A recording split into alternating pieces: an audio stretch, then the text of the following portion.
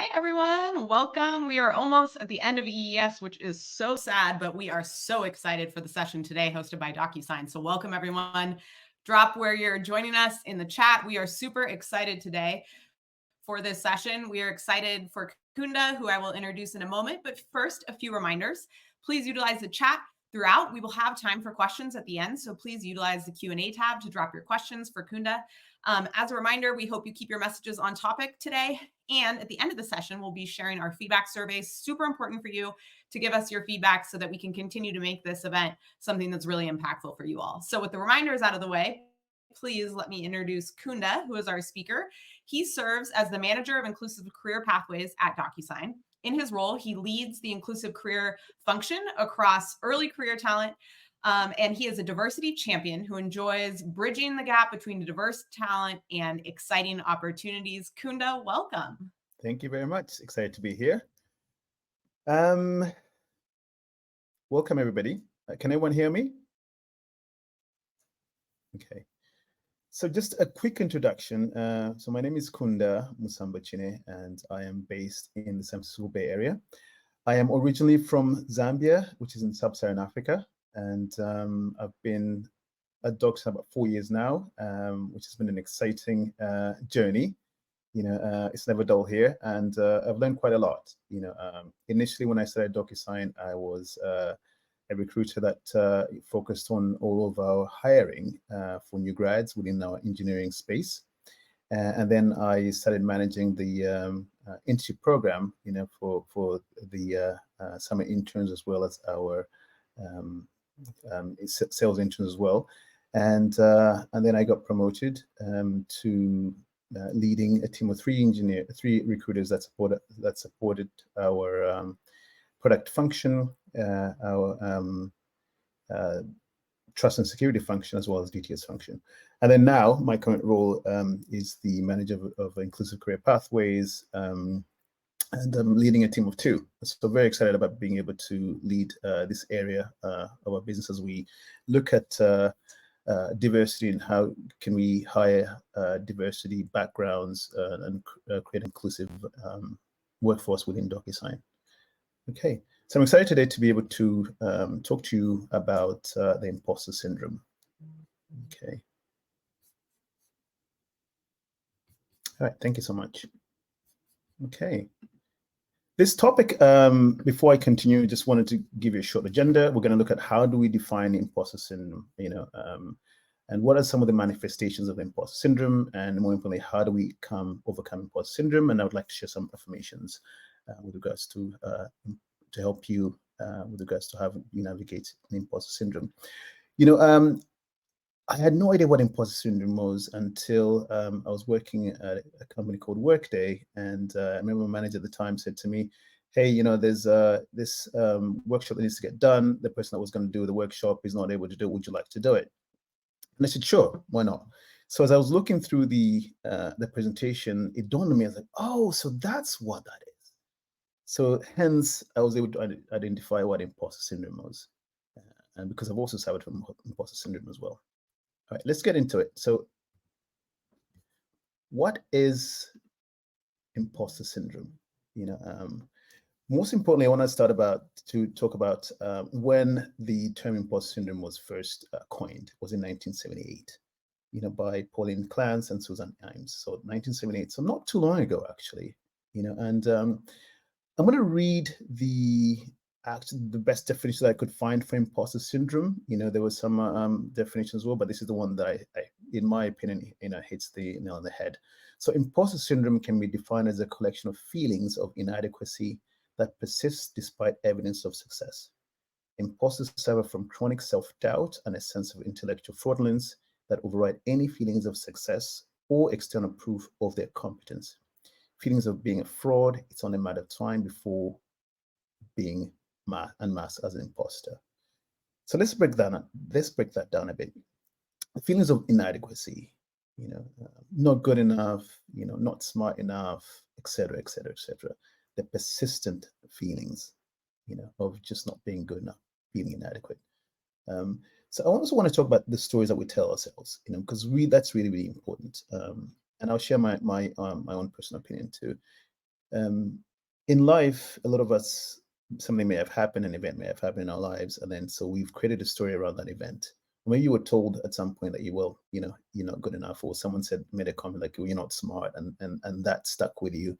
And so you you can replay that same story over and over again, and that keeps you getting stuck in terms of feeling that you're not good enough, or not smart enough, or you're not capable enough.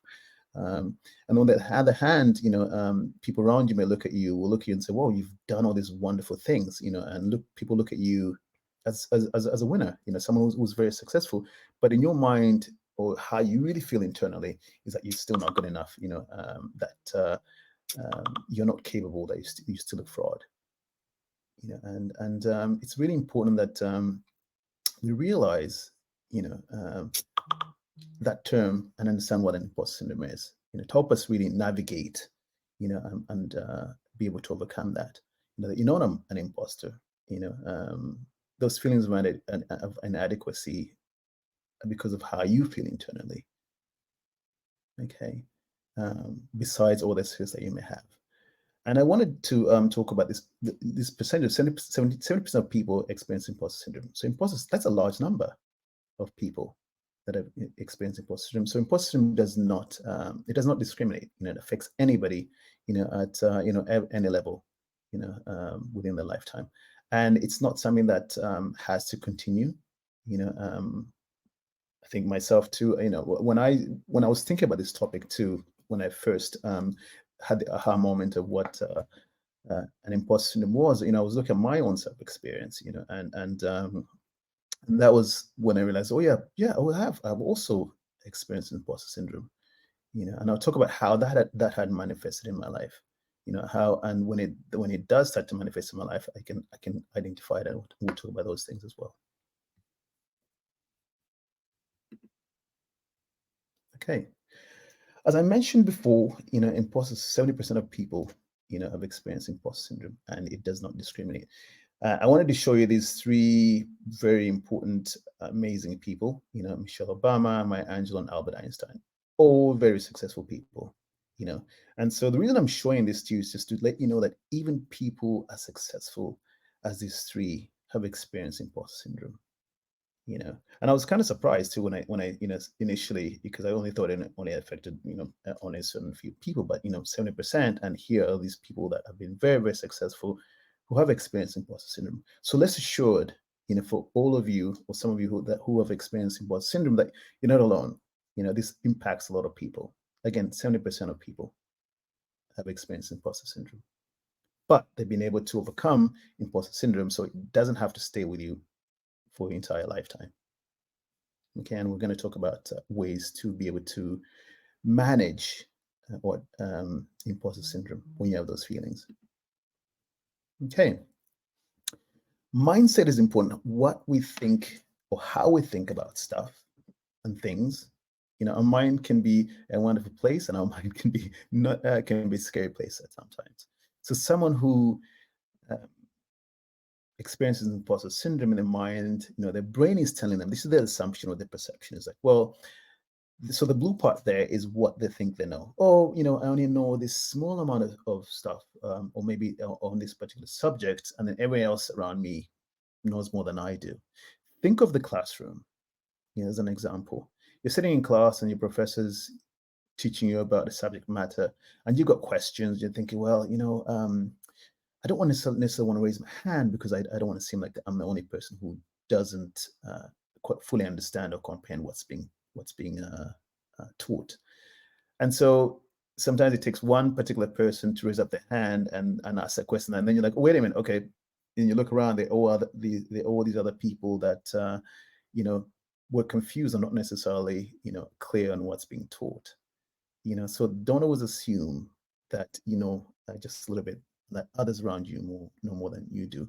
In actuality, the reality is just as much as maybe the next person next to you on that particular subject. So really, being able to think about your mindset is really an important piece, in how you in how this can lead you to really think that you are an imposter, experiencing imposter syndrome. So really think about the mind. in terms of how that does affect someone with imposter syndrome. Remember, you always know just as much as the other person does.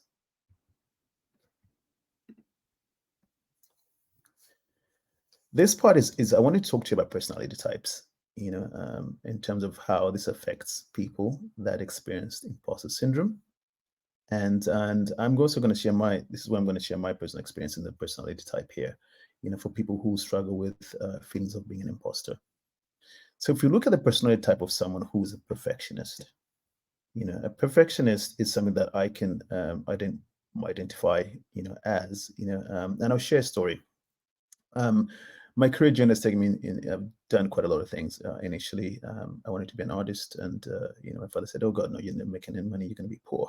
You're going to be the starving artist." I said, "Okay, well, let me type into some of this creative." And so I did study. When I went to college, my first field of study was marketing. Because you can be a bit more creative in marketing. But my degree is actually not in marketing; it's actually in liberal studies. So the perfectionist part for me, when I did get into at some point get into the career of construction, I had met an artist who was a general contractor, and he remodeled homes, and so I had spoken to him and I got hired. This is when I had worked at a corporate job, and we had layoffs a long time ago, and so it was an opportunity for me to say, okay, well, let me try something that's a bit more creative and I can use my hands. So I met this artist. General contract hired me, and we were doing remodeling of countertops, really, and just really kitchens and so forth. And so it was very, very exciting. The thing that I got that appeared to me the most was tile, putting tile, whether it's on the floor or bathrooms, what have you. And that's something that I really felt I really liked and was drawn to. And there was a comfort in just doing the whole work, helped me get into a bit of a zone.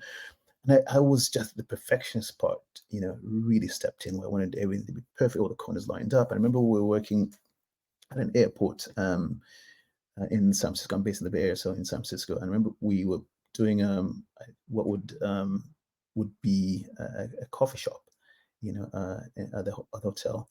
And so here I am, laying down the tile and just trying to do perfect. I remember the foreman at the time saying to me, "We're not trying to create a grand piano here, just put it down," and that's me trying to be a perfectionist, and so the perfectionist, someone who struggles with imposter syndrome, is a perfectionist, making sure that everything is perfect.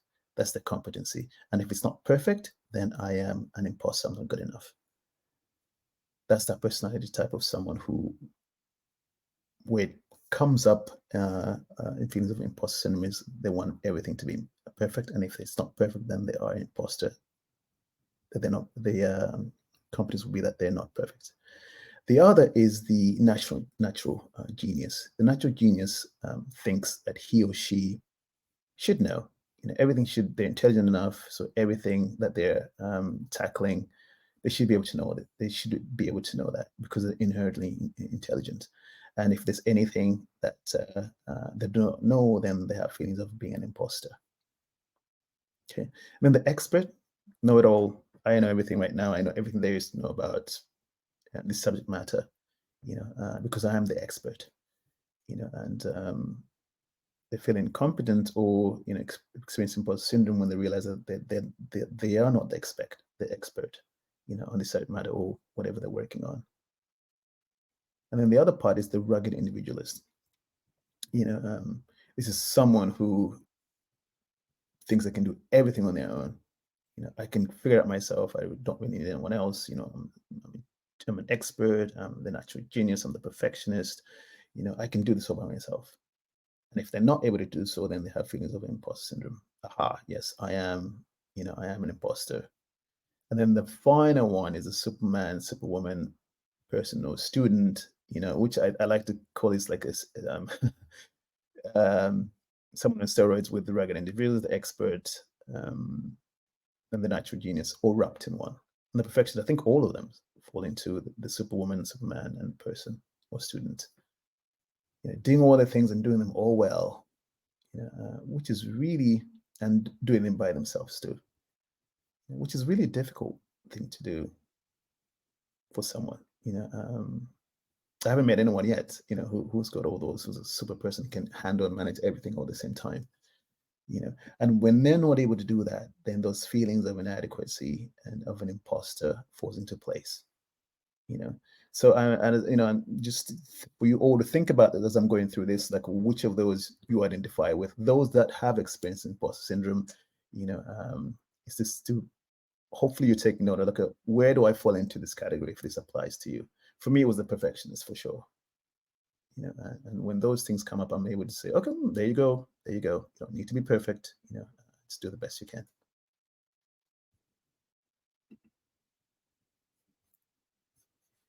Okay. Let's dive into the manifestations of imposter syndrome. How is that? How does imposter syndrome manifest itself in our daily lives? Work, school. Let's discuss that. So someone who experiences imposter syndrome, can have imposter manifest in, let's say, over preparing and hard work. Okay, if I'm at work or at school, and my manager or my colleagues see me, or my teacher sees me, that I'm getting, making sure that I'm prepared and I'm working really hard, I'm showing up, and they're going to overlook, the things that I'm not so good at. So I'm going to make sure that I show up as someone who really comes in, works really, really hard. They're seeing that I'm really working really, really hard. And so therefore they're not really paying attention to those things that I'm not very good at. Okay. And then holding back. Well, maybe if, I'm not necessarily committing to everything, as much as I should, but I'm making the effort, then they can oversee, that I'm not necessarily being able to understand everything that I'm supposed to be understanding, or being able to have the capacity to do everything that I'm supposed to be doing. And so, they can overlook that, and then maintaining a low or ever-changing profile. You are working on a project, and you're moving from one project to the other project. I've done this project, okay, I've done my PCS, I'm going to move to the next project. So therefore, they're seeing that I'm showing up and doing the work, but I'm keeping a low profile, so that, or at least they can not really necessarily see some of the areas that I'm not necessarily very, very proficient at, or not very good at. Use of charm or win of approval. Well, if I'm nice enough and everyone likes me a lot, then they're gonna like me as a person. I'm charming.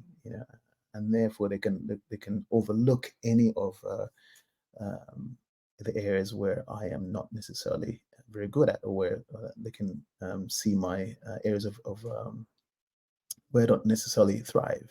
So I'm gonna win them by charm. And then procrastination. I think a lot of us can have shared experience of procrastination.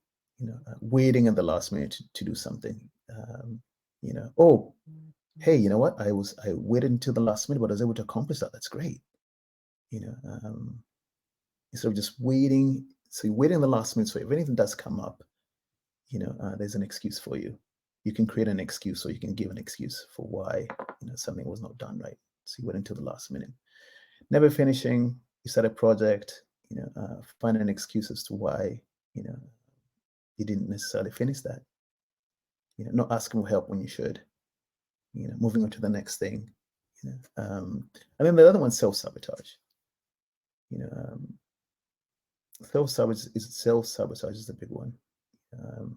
We find an excuse. So let's say, for example, you're in school, right? And you've got a paper that's due, and you said, okay, you know what? I'm going to go out the night before. It's due the night before. Let's say it's Tuesday and the paper's due on Wednesday. And yeah, I'm going to go out with my friends the night before.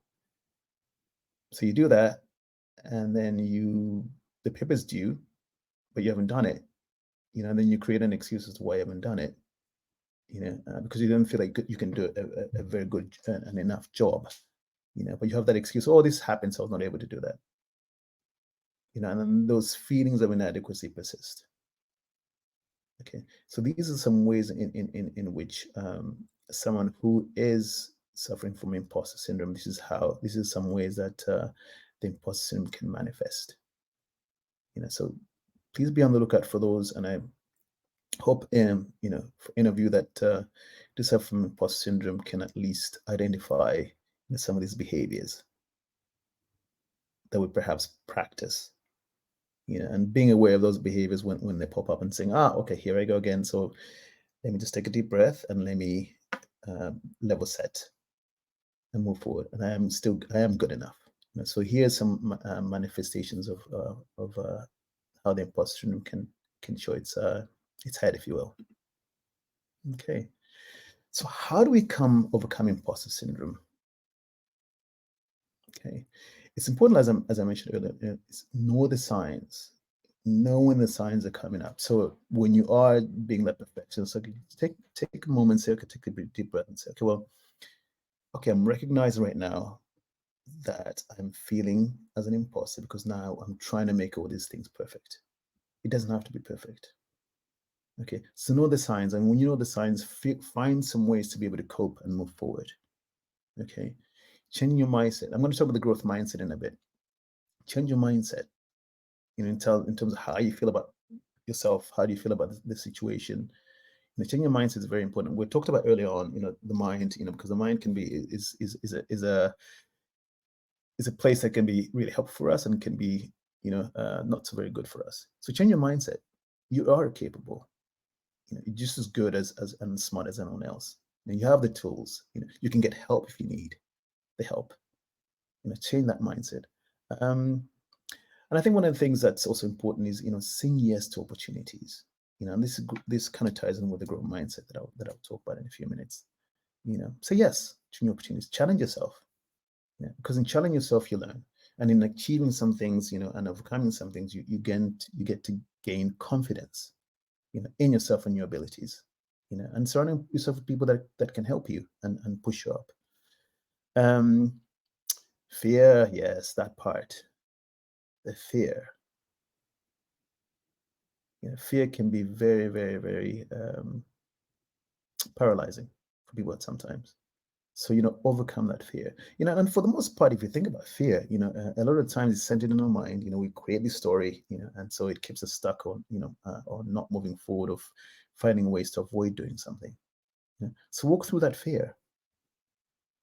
Typically, when we walk through that fear, we figure that it wasn't as big as we had created something to be. It's not, the story that we created was not as big as the task itself at hand.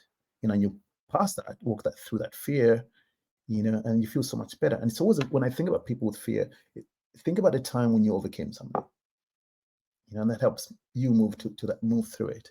You know, so really think about ways to, you know, to overcome fear. Maybe talk to somebody about it. You know, get a mentor. You know, get some help. It's okay. We all need help. It's okay to not know everything again. Yeah, so definitely walk through that fear. Mentors are very important. You know, one of the things with work here too, you know, we do have a mentorship program here at DocuSign, which is really helpful for, I think everyone needs a mentor. You know, everyone needs a sponsor, someone that, you know, we can confide in, you know, someone can help us, you know, overcome, just get some feedback, someone that can help us navigate work, navigate school, navigate life, you know, another sounding board that can help you. You know, and it's always nice, maybe someone who's also been through maybe a certain situation or has more experience can really help you. And your mentors can be, you know, you can be mentors for one another too. Okay, coaching, you know, kind of ties in with mentoring too. You know, finding someone who can coach you through something, talk through something. You know, have you considered doing this? You know, what makes you feel as an imposter? You know, what things can you do um, to look at things a different way? I like to think about, you know, if you look at glasses, right? You know, sometimes your glasses get fogged up, and you take a cloth, our glasses, and you take a cloth and you wipe that cloth, and all of a sudden, you know, things are a little bit brighter. You know, so a coach will help you look at some things. You know, gives you a different perspective. Okay, so get a coach, you know, a mentor, you know, sponsor, someone that can help you, you know, and someone that you can, you know, really feel comfortable talking about those things. You know, honesty. Yeah, focus on the facts, not the stories that you've created, but the facts. What are the facts? You know, what is really happening right now? Okay, so I've got this paper that's due, you know, let's say on Wednesday. I've got a week. to do that. Those are the facts. The paper's due on the week, and this is what's required for me to do. Okay, stick to the facts. Don't create the stories, because the stories are the ones that get us stuck. So focus on the facts. This is what's really happening. This is what I need to do, and focus on those things. One of the things that's really important for me, is really, and here at DOCUSIGN, we've got this. We use a Slack channel for recognition. If someone does something well, you recognize them. And I always tell my team to, and every Friday I send out an email that says, don't forget, to celebrate your successes, big and small, because those things add up. So celebrate your successes, big or small, because those things build up. And you look at your successes, you look at the week, well, okay, I was able to overcome this and this and that builds you up as well. And focus and celebrate each other's success. It's really, really, really important that you have a community of person that you can, family, what have you, that you can celebrate your successes on, because that really builds you up too. So when you feel like you're an imposter, you go back and say, okay, well, wait a minute, I'm not, because I have all these wonderful things, all these wonderful successes that I've done, that I've been able to accomplish. So focus on your success, and don't be shy about your successes. Share them out and share them with others. I manage the internship program too, and one of the things that I do with the interns, I ask them to create, to have a journal to be able to track their journey while they're here for 12 weeks. So I'd also recommend for you, is to have like a journal for yourself that tracks your successes, even some of the things like your challenges and how you overcame some of those challenges. That at least you can always go back and reference it. You know what? Yes, I am having some success too. And that will help you as you're looking to overcome the feeling of inadequacy, of being not good enough. Okay. Let go of perfectionist. Let go of being a perfectionist. There's no such thing. Let go of that. And some days, I want to talk about some days some days are just as good. I would share an example story. I went back to school to finish my degree, and I was a much better student when I was older, and I was all about just getting those A's. Anything else was not good enough. I remember having this conversation with a friend of mine, and she said to me, "Kunda, B's are just as good." Like, yeah, you're right. B's are just as good. For me, that being that perfectionist, I had to get all A's. And I've learned as I've gotten older and wiser, hopefully, that showing up and doing your best sometimes this is good enough. That's just what's good enough for that particular day. Not saying you shouldn't push yourself, but hey, B's are just as good. So let go of being that perfectionist and just show up and do the best that you can, and know that you're good enough. And then, and always, I think the most important thing is be kind to yourself. Always. I think we're a worst critic, to be quite honest. I think, and I can just say for myself too, I can be the worst critic for myself. So be gentle and kind with yourself. You're good enough. Take things one day at a time. Ask for help when you need it. Hey, we'll have bad days. We have good days too. And I want to share something that is a tool that I utilize. Is that you can always start your day over. Someone said that to me. You can always start your day over. Okay, you start off your day is not going great. Yeah, take a pause, start your day over. And it's really important you really take care of yourself, and you find ways to nourish yourself, and you find ways to pick yourself up. Some days, are difficult. So you start the next day and you keep going. But it's always being good to yourself, and how you talk to yourself is also something that's very, very important. Treat yourself with kindness. Tell yourself positive things and affirmations, which I'm going to discuss in a few minutes. But really important that you do take care of yourself, and that you feed yourself, and you encourage yourself, because that's really, really, really, really important in terms of having some tools to overcome the imposter syndrome. Okay, this part. I love the growth mindset. We've got, you either have a fixed mindset or you've got the growth mindset. A fixed mindset, You know, where this is all I know. I don't want to be challenged. I don't want to change anything. I definitely don't want any criticism. I'm going to stick with what I know, what's working. We've always done it this way, and so I'm going to. This is how it's done. This is the way we're going to do it. Okay. But when we focus on having a growth mindset, we're open to opportunities. We're open to challenges. We're open to learning. Oh, I don't know this. Okay, well that's great. Okay. I'm open to learning something. Oh, at work, okay, there's a project that's coming up. Yeah, I can raise my hand to do it, to learn something. So the growth mindset allows you to be able to push yourself, to be challenged, to learn new things. And when you learn new things, you tend to grow, and as you grow, it helps build your confidence. So really think about the growth mindset, not a no, but a yes. Yes, I want to do that. I want to learn. I want to help. How can I help? How can I learn something new? How can I improve myself? How can I improve my skill set?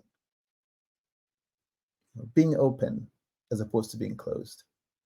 So definitely practicing the growth mindset really is a good tool to have in terms of helping you to overcome the imposter syndrome.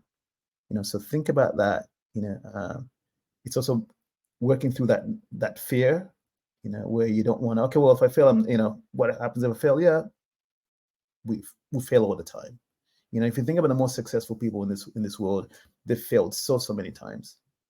But you know what? They have the growth mindset of keeping going.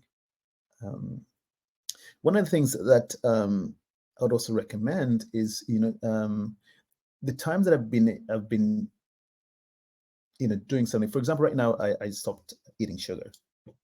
I love sugar. Chocolates, cookies, sweets. That was my thing. And has been for a while. And so I decided over a month ago that I was just going to stop eating sugar. And I'm talking about processed sugar.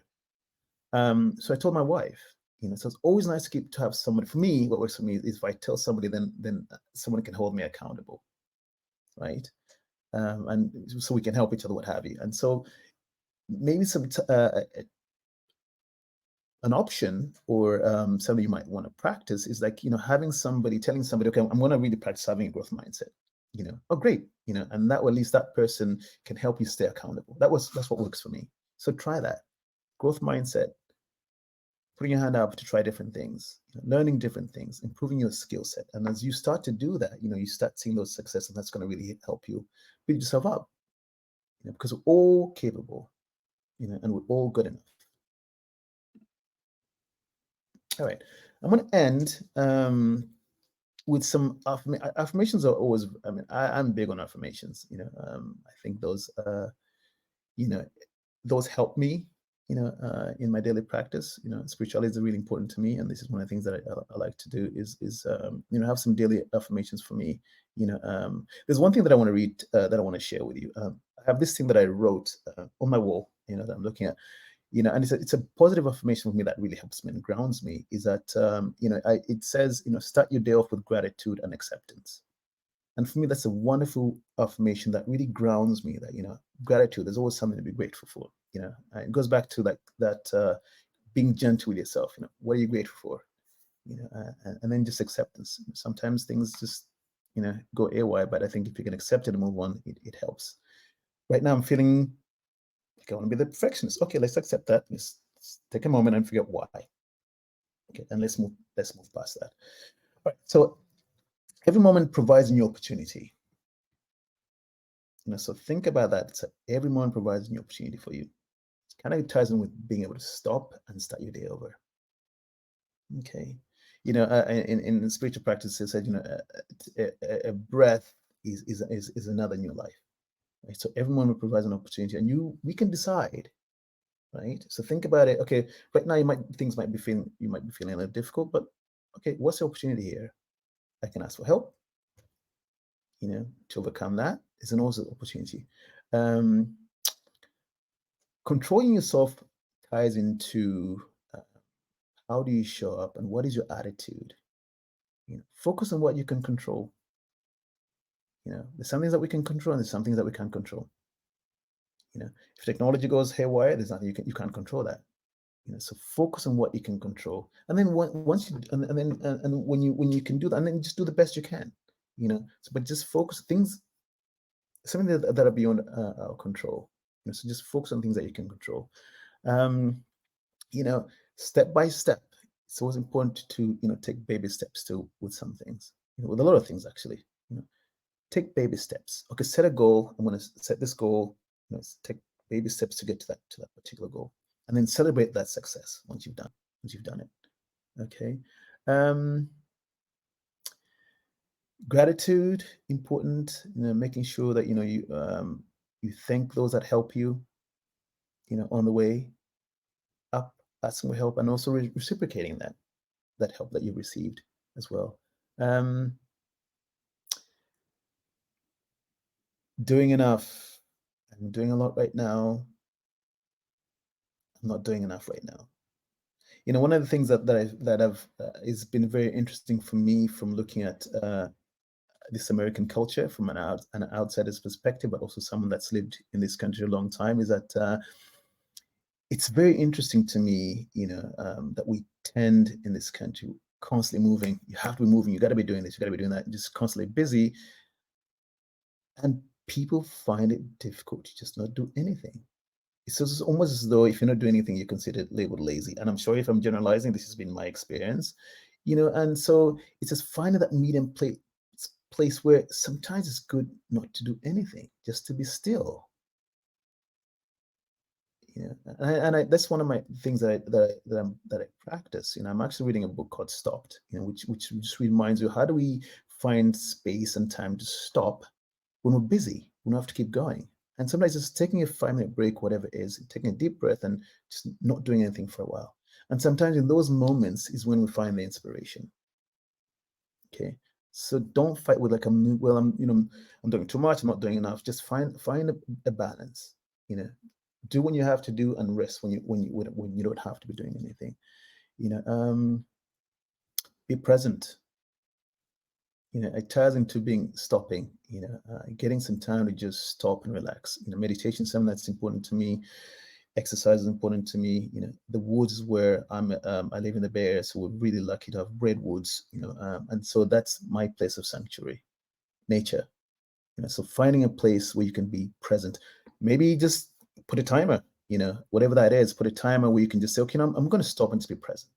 And I know it's difficult because we are running, we've got a million things going on, but finding that place just to say, okay, you know what, right now, and these are things that I do. I always say that I talk to myself. Yeah, because sometimes talking, I'm like, okay, this is what I'm doing allows you to be present. Okay, I'm having my cup of tea right now. Okay, present. Now I'm having my cup of tea. And now you're present in that moment. So trying to find ways to be present will be very helpful. Self-care. And self-care is really, really important. Finding some time to take care of yourself. Finding some ways to nourish what you do. If you're not, you love art, music, whatever, creativity, find that space to do that. Because we're more than the work that we're doing. We're more than, an employee, more than a student. We're more than that. So finding a place to really take care of yourself. One of the things that I talk to the interns with start here is I have a session on self-care, managing self-care. Because when I first started, I was like, I'm just going to go, but I want to prove myself, blah, blah, blah. So, you're running yourself ragged, and then you're not good when you burn out. So finding ways to take care of yourself, self-care is a thing, and mental health and wellness is a thing. And so please make sure that you're finding some time to do that. And learn from experience, right? It's a journey. For all of you that are in school, enjoy the school. Being in school is such a privilege. It really is a privilege. So just as we all make mistakes in life and in school, whatever we do, just learn from that experience. There's always a lesson, right? What's the lesson? And take it from that experience, and then move on from there. And take what you've learned, and practice and take it to the next thing. I like the last part. Enthusiasm is contagious. Spread it. Spread the enthusiasm. It goes back to your attitude. Being positive. Is always a good thing. So when you are working on something, just try to be as enthusiastic as much as possible. It goes back to the growth mindset. Okay, great. This is an opportunity. Let me see what I can do. Let me see what I can learn. Let me see what I can contribute to this opportunity. Spread it. And if you got something great that you've seen, that you've heard or you've learned, spread it, share it, so other people can also, enjoy it or learn something from it. And if there's one thing I just want to leave with you before I end here is, really the imposter syndrome is a thing, but you don't have to be strapped by it. Look at the signs, take a deep breath, really be honest with yourself in terms of where you are right now. Is it, are you being the ragged enthusiast, the simple person? Are you being the perfectionist? Where are you? Take a stock and then reevaluate, move on, and it's okay. And it's okay to have these feelings, but you can overcome them. A lot of it's up here. Get rid of those stories that you've been telling yourself for a long time. Okay. All right. With that, I am ending my presentation today. Hopefully you guys got a lot out of it. I'm going to now be open to answer any questions you may have. I really appreciate the time to be able to be here and to talk to you today. Thank you. Please drop your appreciation. We're going to answer some questions, but I feel like I need a podcast from you just talking. I was like at peace listening to you, and it was so great. So I hope you saw the comments. Everybody really loved it. So we're going to get to some questions, and thank you so much again. Okay. So we kind of have two questions that I would love to address, which is, as we know, it's a tough market out there for our students right now to get jobs in tech. What advice, particularly in this frame of like imposter syndrome, would you give with dealing with the rejection that comes in this market, just the self-doubt, the will I get a job? What are some advice you would have for our attendees who are facing, a difficult market and really want to keep a positive mindset? Yeah, I mean, I get it. I want to share my story too. Before joining DOCUSIGN, I was laid off for 10 months, and I've been laid off 3 times out of my career. And I share that because it's really, really important. The first time, just really quickly, the first time I got laid off, I took that very personally, and luckily, I mean, what happened was the company that I was working for was acquired by another company. And this goes back to those things that I couldn't control, things that were way beyond my control. And I took that personally. I think it was me, it was my performance, blah, blah, blah. And I remember someone saying to me, I think my boss at the time saying to me, hey, it's not you, you were doing well. A lot of us, and she gave me an example, look around, look at those other people that were impacted by that too. So all to say is that try not to take this personally. I know it's a very tough market, but keep going. My recommendation too is, make sure that you are in touch with people that you may know. For example, myself at DocuSign, make those connections and keep those connections, going, and just keep applying. I mean, I know it's a very tough market, but keep applying. Just keep going. I know, and it might also be an idea. When I got laid off at Workday, what I did was going back to being accountable. I had somebody who got laid off, and him and I would check in each other. Hey, how many roles have you applied for today? How are you feeling? Okay, I'm feeling down today. Okay, he would raise me up, and when he was down, I would raise him up. So find somebody in your community or another student, another colleague that can help you get through this process. I know it's difficult, but have to keep going. Check in with the contacts all the time so that at least they know. When you're at school too, connect. You utilize the career center as well. That's really important. You've got CodePath people here too.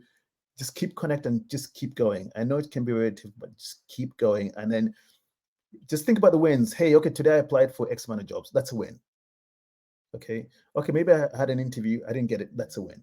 I know it's going to be difficult, but really focus on the wins and just keep a positive attitude all the time. That would be my recommendation. Yeah, and Thank you so much.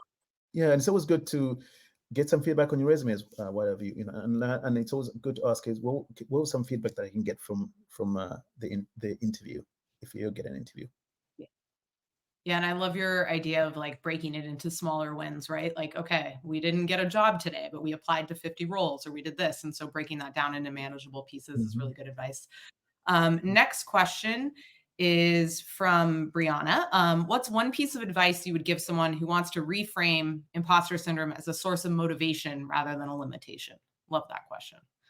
Yeah, well, it's I think what you need to do is figure out what are the stories that you're telling yourself. I think that's a very, and this really requires self-honesty. what's the story that you're telling yourself? I mean, if you look at, I mean, for me, it was the perfectionist thing, because I didn't think I was good enough, right? And so therefore, like, okay, well, no, I am good enough. I am good enough. I don't have to be that. And it takes what it takes. It's my friend saying that to me, B was good enough.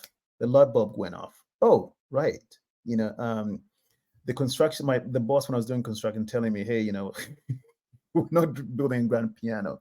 I mean, just really think about who you want to be. Who do you want to be? And walk through that fear. That's reframing. Like, a good thing, what I would like to do, what I would also recommend to you is take a piece of paper and look and write down what are your positive attributes, because we all have really good attributes. Write those things down and focus on those things that you're good at. And I think it's also important that you surround yourself with people that will build you up too. I think that's really, really important. And then of course you go back to looking at, okay, what makes me feel like I am an imposter. Look at that, again, honestly look at that and figure out what's the story. Is that really happening right now? Look at the facts too. I think looking at the facts is really, really important.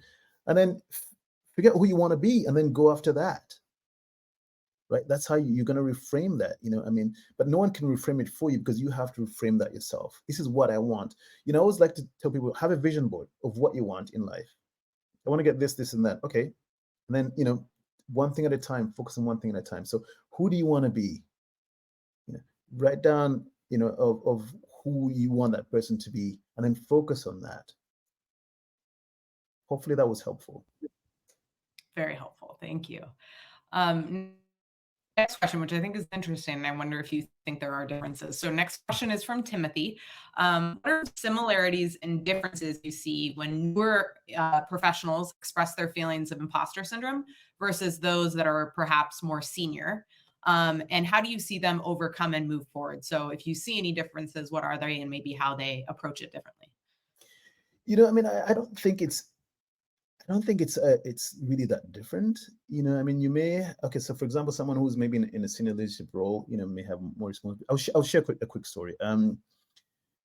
We had a very senior level VP, here at DOCUSIGN, who openly said to us, I experience imposter syndrome all the time. I was wondering, like, when are they going to know that I'm a fraud? And I laughed, and I was like, wow, that goes to show you that, it doesn't matter what level you're on. We all experience imposter syndrome in some way or another. Our responsibilities might be a little bit different, but the behaviors or the manifestations are going to be the same. Okay. So really, it's not, I mean, if I to answer the question, I don't see really any difference. They're all similar. They might come out in different ways, in how they manifest for all of us, but, and overcoming them is really, I think it's always important to talk about it. Find ways to raise yourself up, and really, I've always been of the thought that if you talk about something, it takes the power away. And so, I mean, the fact that he said that, it opened up a discussion point. We didn't talk to him about so much, but I was like, aha, that's great. It's great to actually see someone be honest and talk about that. So you overcome it by discussing it and find some ways to really, okay, how am I going to overcome it? I'm going to take step 1 to step 2, step 3 to overcome that. Yeah, absolutely. I think people, maybe more senior people are better at hiding it, but it's still there, right? And so the same tools, the same tools apply. Next question, hope I pronounce your name correctly, is from Saiwei, which is, hello, Kunda. How do we change our mindset when it might have been formed over years and it's hard to change? Oh, good question. Yes.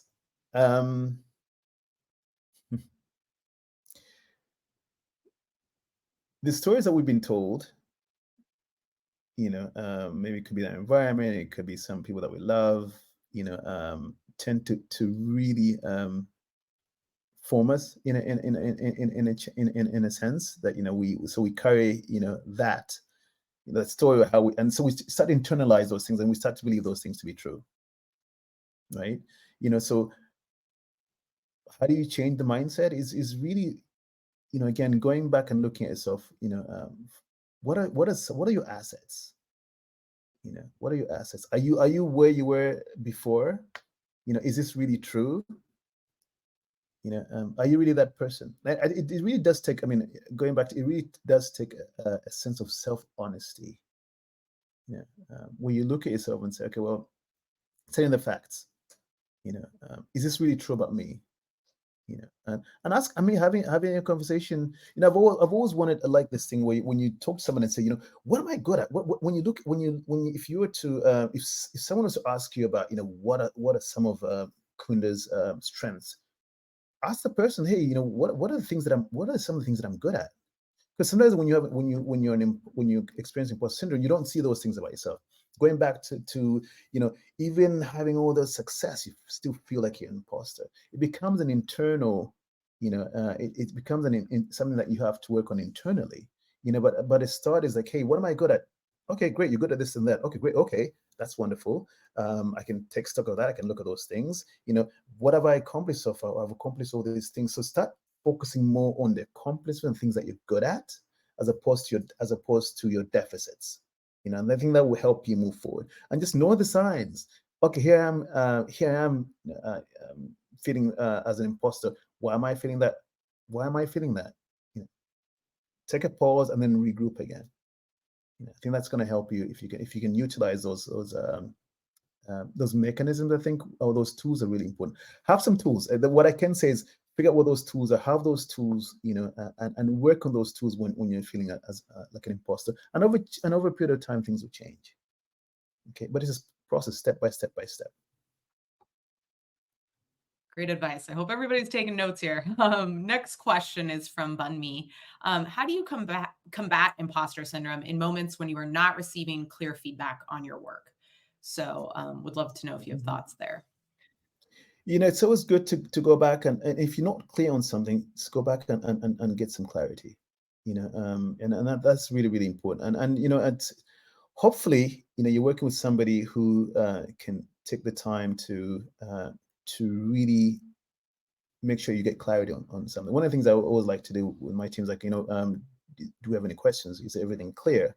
And sometimes I might be thinking I'm communicating something, but not really communicating something, the way it should be communicated. And everyone has different ways of how they receive information or how they communicate. So just go back and say, hey, one of the things I like to do is to go back and rephrase what you think you heard.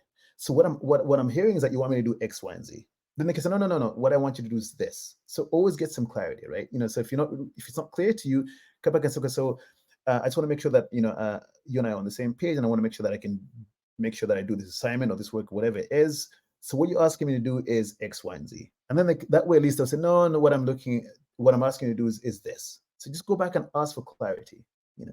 Rephrase back what you think you've heard, what they think the assignment is, and that way you can get clarity.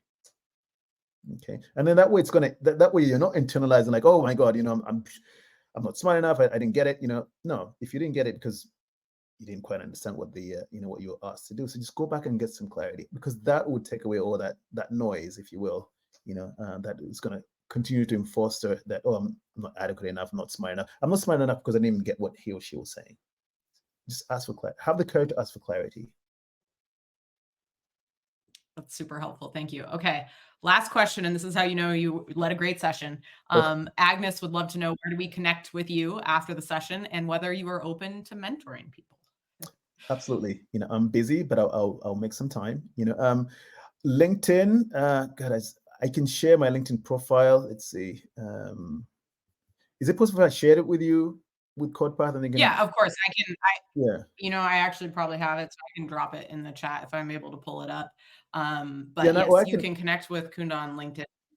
Yeah, just look at my name too, and you can find me, there, and you can connect with me in that sense too. Great. Well, that takes us to the end of this incredible session. I think this was such a great spot for us to wrap our sessions with. Kunda, I cannot thank you enough. I was taking notes. There was so much great advice for all of the attendees. Please drop your appreciation for Kunda in the chat. As a reminder, next up is some great time to network with our companies in our company booths. You have a 3-hour block in front of you as the end of the summit. And so we really look forward to hearing about those experiences. As a reminder, please fill out the session survey. That link will be dropped in just a moment. We really appreciate your feedback. Loved seeing this chat. I feel like it was just such a warm place for us to wrap. And so I thank you all for being such great attendees and look forward to seeing you all in a session soon. Take care, everyone.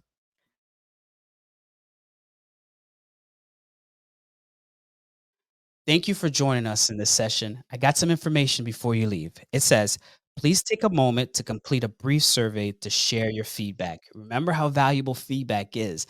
I'm trying to come back 3 years in a row, and it's all based on feedback, right? To see what comes up next, I want you to head back to the main stage and check out the schedule. See you soon in the next set of sessions.